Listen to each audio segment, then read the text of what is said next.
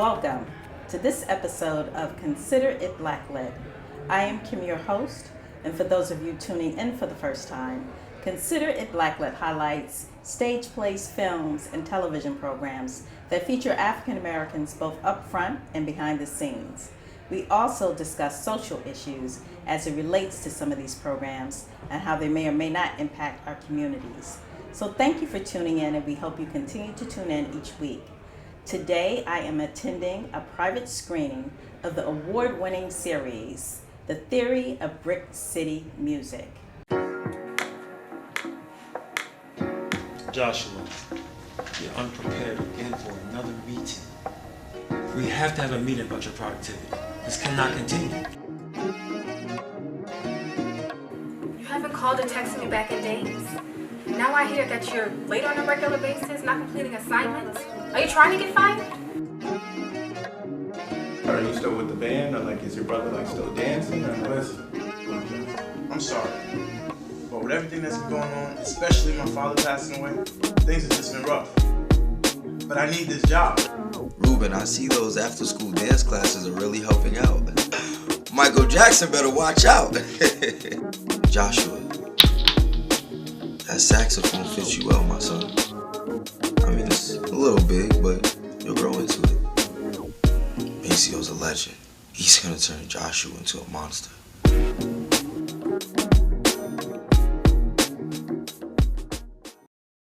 I have the writer-director of the series, Livingston Steele. Welcome, hey, Livingston. Thanks for having me. And we have history because he's also an actor, and he starred in my play last year called Conscious. So I'm really excited to talk about his own project today. So why don't you tell our audience, what inspired you to do this? Well, I grew up in the city of Newark, and I grew up in the arts community. I went to arts high school playing instruments, so a lot of my influences and experiences have been around different artists. Going to school and studying music and learning from both ends of music, and then marketing, I started to do more stuff within the music industry, but I still stayed connected to a lot of the artists here in the city of Newark.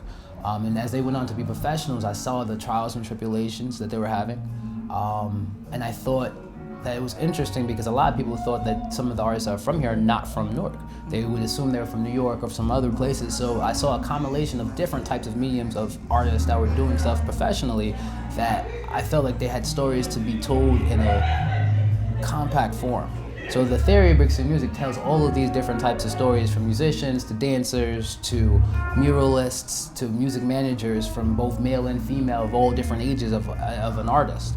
So, and then me knowing and meeting artists from church, artists that are older, younger, it was so many different stories that I felt like that needed to be told, and told in a very unique way. So the Theory of Brick City Music is a compilation of those stories and my experiences as a professional artist and other professional artists. Oh, that's amazing. So tonight you're focusing on the saxophone player, correct? Well, the way it works is he is the main character, and we follow his trials and tribulations, because as the story starts off, his father just passed away and he's completely giving up music. Each story that we tell from the main character is relatable to whether you are an artist or if you're not. And we follow him as he tries to put together his band, but as he's doing that, he ends up meeting a choir director by day, hardcore rapper by night. And that's in the second episode. Choir director, then a hardcore rapper. Okay. So through his influences and his background, he is an instrumentalist, and he works for his church, but in his hearts, he wants to be a rapper. And he's a very raw type person. But through their connections and reaching out to him, and the third main character is Dre Smith, who's a DJ, but also a poet, but also has anxiety and depression. So we talk from mental illness or mental state from his perspective, but through their interactions as they're trying to become professional artists, we meet a plethora of other artists where we go into their stories as well, following them as the main characters. Wow. Now, are these true stories, or are these fictional stories that you've written based on experiences that you've had yourself? Yes.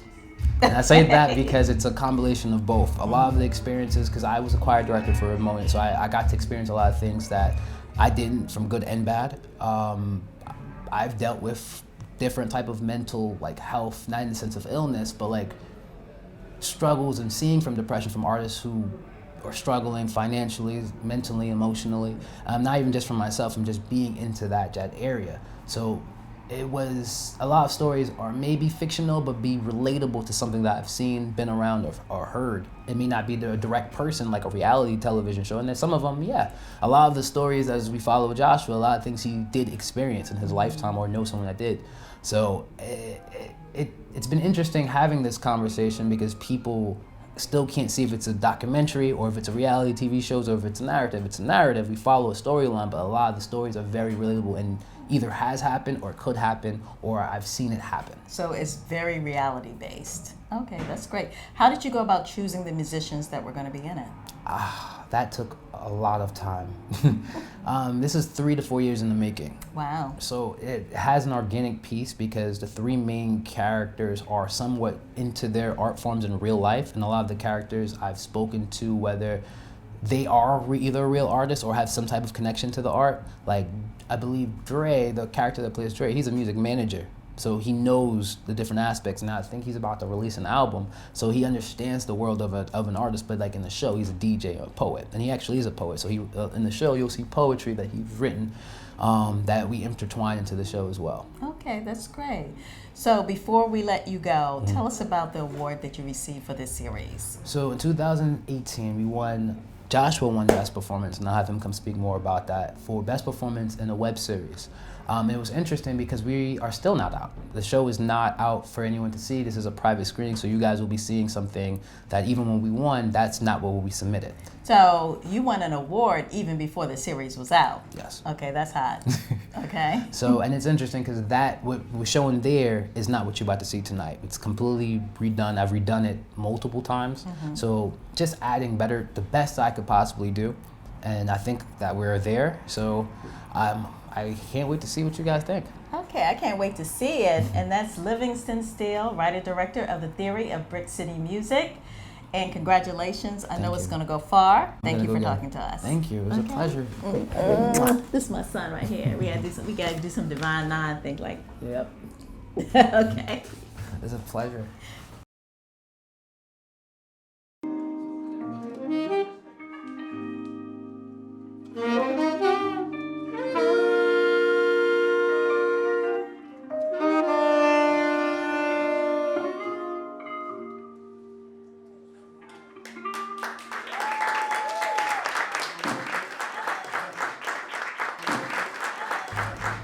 Today we have Josue Simon here, and he is one of the main characters in the series, The Theory of Brick City Music. Welcome. Thank you for having me. I appreciate it. So Josue, why don't you tell the audience about yourself, what you do, where you're from?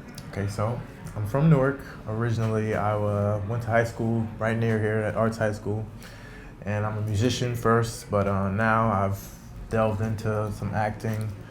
I sing now as well, combined with my instrument playing, and yeah, that's pretty much my makeup. So tell us, how did you get involved with this series, The Theory of Brick City Music? Well, my manager, Livingston Steele, he basically wanted to. We had a meeting with a few of my counterparts that are on my team, and we sat down and discussed ways that would be beneficial to myself to get my music out there. And we thought, what better way than to make our own series, and for me to do all the music, and friends of mine that are part of the show to showcase their music as well. And he thought, why not have you be the main character? I'm normally a personality within my friends. Like, I'm a pretty energetic, loud guy, so. Oh, really? You look very shy and I'm conservative. I mean, I ran a business at one point, so I know how to act in different settings. But that's actually one of the main reasons why he thought it would be great for me, because I can, switch up whenever I need to and acclimate to whatever environment I'm in. Oh, that's great. I think it's amazing that you guys are creating your own content and putting it out there. Right. That's great. That's great. Tell us about some of the other people that you work with. Well, in my band currently, I have it varies, because sometimes we get different events that require different sets of musical makeups. Like this is only about half of my band, but I work with Carter Mangan. He's a super producer. He does a lot of film scoring, and he actually did all of the film scoring on the web series. He got everything sounding amazing. and he actually did some of the production on about 4 or 5 of the songs that are like featured in the web series. And my keyboardist, he actually did some of the scoring as well with the gospel. He's predominantly a gospel musician. He plays in about 3 or 4 churches. His name is Hans Laborde. So yeah, he actually did some vocals in the web series as well. He's a singer as well.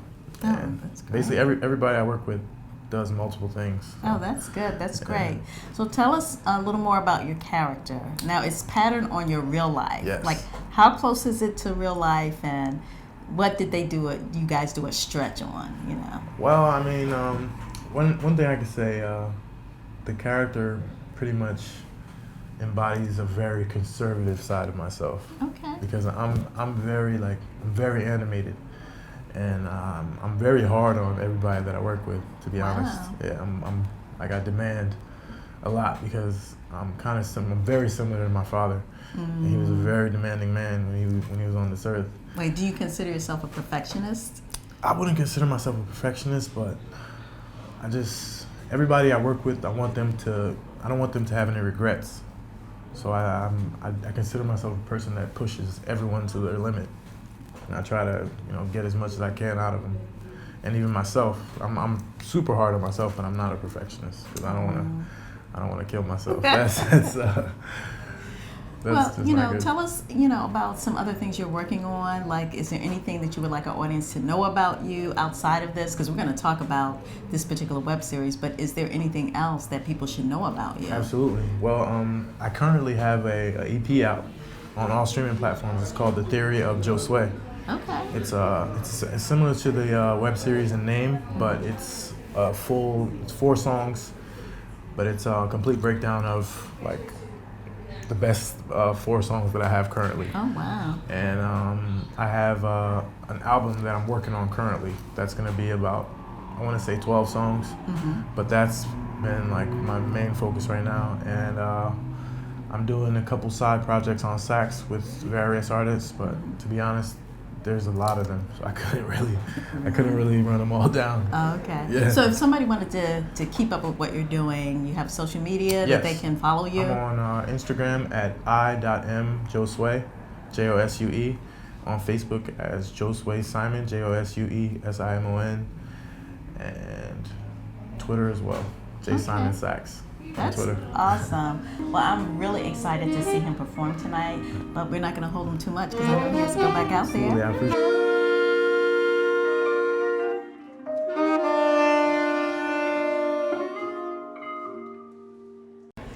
This event for The Theory of Brick City Music is taking place in Equal Space. It is a beautiful space, and I have the owner and founder here, Medina.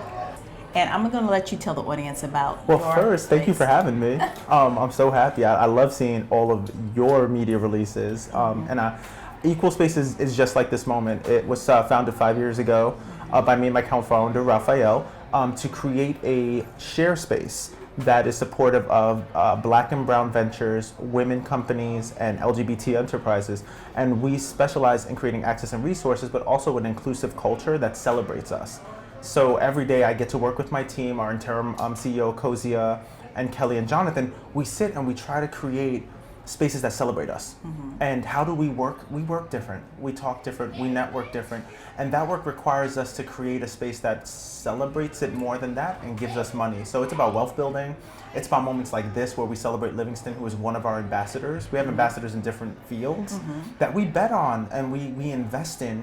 And seeing them win like they are today, that's the whole reason for the mission. And so I say we've been operating in excellence for 5 years. This floor is brand new. You were the first person to ever use this room. Wow, it's a beautiful space too. We do it all ourselves. Like we paint the doors, we put the floors in, we work with locals to make sure our dollars stay in our economy. It's really a living, breathing entity, Equal Space is. And so the walls are beautiful, but it's never better than when I see what I see now, which is having you here and having everybody here, bringing their energy and celebrating and winning. And yeah, we have obstacles, but I'm not gonna let those stop us from celebrating ourselves at the top. So that's what we're about. That's great. So if anyone wanted to find out about your space and maybe do something here, how could they do that? So you can find us, of course, on the web. We are equalspace.co.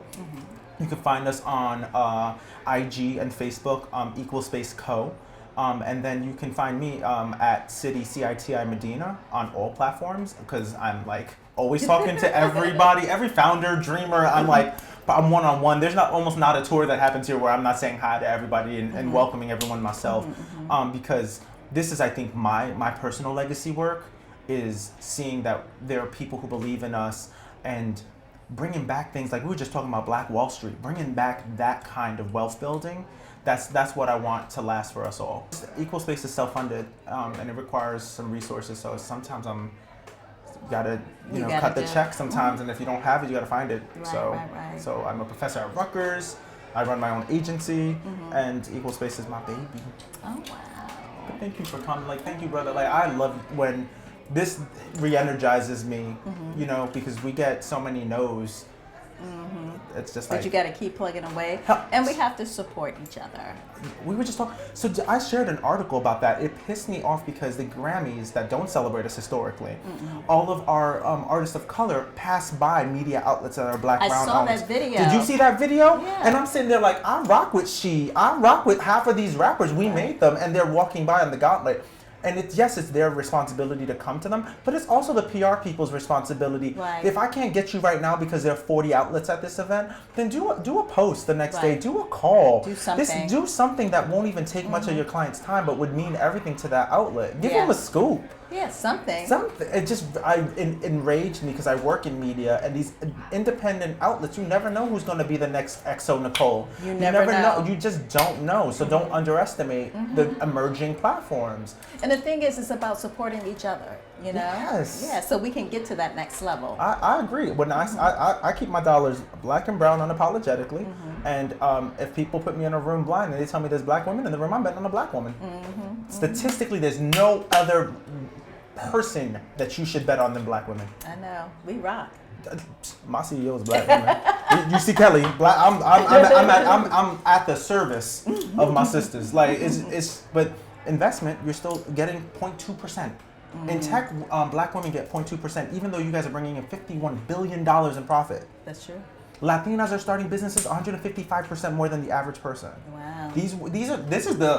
This is the hidden candy. This is the gold that we need to be investing in. So I hope to do more work. We are having our first ever book launch here, February 29th with Raw Goddess. Oh, okay. She just wrote a book called The Calling. Okay. She's India Ari's life coach. She's gonna come to Newark to do that's it. amazing. So you're gonna make me come to Newark and do some events. I promise you, we'll put our everything into it. Yeah, you will. Okay, well, congratulations. You have a beautiful space. I will definitely be back, and I encourage our audience to check out Equal Space. Thank you. Thank you for having me, my love. Thank you. Great.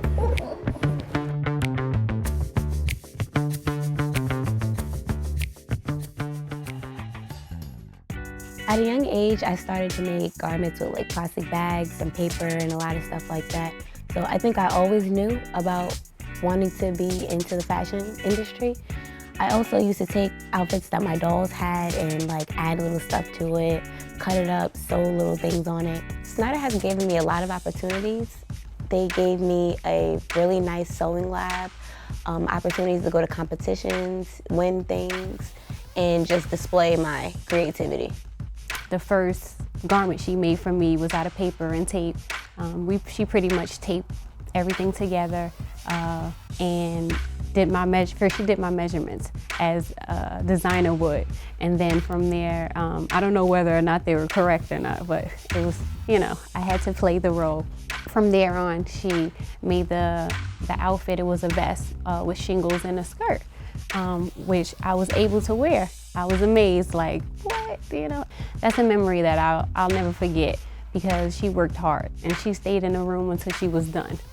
Once she was done, she was like, okay, Mom, it's time for your fitting. You have to put it on. And when I put it on, it fit me and it was an outfit I could walk in. So very proud. And from there on, she never stopped. Ms. Posey has helped me a lot.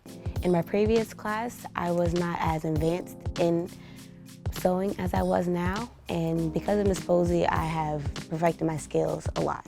Well, I've been teaching for 11 years now. My teaching style is basically my ministry. I teach from the heart. I do whatever it takes, from hugging the kid to crying with the kid to praying with the kid to whatever the kid needs at that particular moment. That's what I do to help them move forward. I am very strict, I'm very direct, and that is my style. To start an idea, I would usually do a lot of research on different fabrics I can use, different designers and inspirations, sometimes landscapes, colors, patterns, just to give myself a start.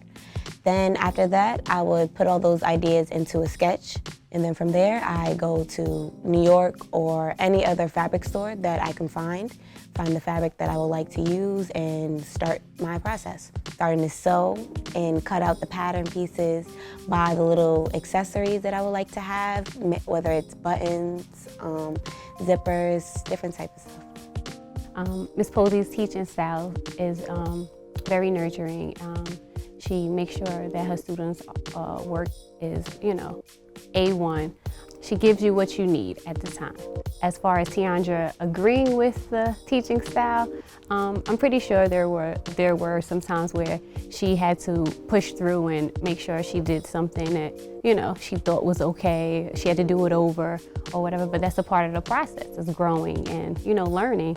When she first started here at Henry Snyder High School, she didn't have me as a teacher. I'm more of an advanced teacher. So what happened, she came upstairs one day with her little garment. She's so proud of it, and I crushed her. I was like, take it all apart. She's like, are you serious? I said, I'm serious. So she ended up taking it all apart and starting it all over, but she got to see the difference in it, where she had different colors of threads, the seams were not straight, and it went back to me being strict and direct, and I was like, you're doing this for you. When you walk, I walk with you, so it has to be done correctly. And she did it. She took it apart. She did it all over, begrudgingly, but she did it. But when she finished that garment, she was so proud of herself. And I said, see, I told you you could do it. Coming home with a medal from the spring conference felt very surreal, because I put so much time and effort into it, and I don't know, I knew that I was gonna win, but when it really happened, it was just like a dream come true. So my expectations for the Nationals is for me to win first place and get the full year at FIDM, the college in California. National represents a lot. What it represents for me, and for because of the area the kids are in, they get a lot of negative news, and it's not really, like I told the parents, it's not what you think it is. It's a whole lot more. It's not about the kids gang banging or any of those things. We have some really talented kids here. So for Nationals, last year was our first year going. When I first came into the school, they were very reluctant about allowing their kids to do anything. And I said, you told me to raise the bar. And this is a part of raising the bar. You can't limit my students. And so I don't know if it was a lack of belief or just they didn't know. But I'm from the industry, so I teach my kids as if they're in the industry. When they first went to state competition, they were very intimidated by other students like them. And now it's like all the other students are looking and waiting to see what is Snyder coming here with next. And they bring it. You're in it to win it, or you're not in it at all. So that's what Nationals means for me. That's what Nationals means for my kid. A funny story from when I was little was I had these pair of red boots that came up to like right here. So me being, I guess, the person that I am, I'm in my room and I decide to try to make a corset out of the boots. So I cut it up and I put it on, and then I tie it on myself, but then I tie it so tight where I can't get it off. And my mom has to kind of like cut me out of it. And I was hurt because I worked so hard to make the little corset out of the leather boots. My mom has been a tremendous support. When I was leaving 8th grade, we worked really hard to find high schools that had fashion or anything including fashion so I can get into. She really didn't want me to come to Snyder at first, but after seeing the fashion program here and talking to Ms. Posey, she was all on board. So since then, anything I needed, like fabric, thread, we would just go whenever. She'll drop everything and we'll just go get it. We're in a neighborhood where there's a lot of violence, a lot of fighting, but that's on the outside, that's not on the inside. And yes, we may have some kids that come to school and have gone through a rough time. That's why you do the hugging and you show them that you love them, you care. And I always tell my kids, it's not where you're from, it's where you're going. It's not what you've done, it's what you're going to do. And you can rise above anything. So I think when you have teachers that preach that on a daily basis and show them that love, then it makes a whole difference. Snyder becomes a whole different place, whole different atmosphere. And we have very creative and talented students in this building that will be changing the world. When I entered school year this year, I told my students, we're going to shake up Jersey City in a way that has never been shaken up before. And that's when we went to state. We won the 11 gold medals, 4 student scholarships, and 2 placed for nationals. We are shaking up Jersey City. My fashion style is a lot of elegant stuff. I usually like to make things that are long, that drape to the floor, kind of, that are loose fitting, not really tight, and a lot of vibrant colors that mix well with each other. I like to make things out of satin, a lot of shiny fabrics, because I like the way that it just looks on people's bodies. I think it gives them like a glow. In 10 years, I see myself owning my own company where I make prom dresses, suits, wedding dresses, anything that's customized though. I don't really want to make the same thing twice. So that's where I think I want to be.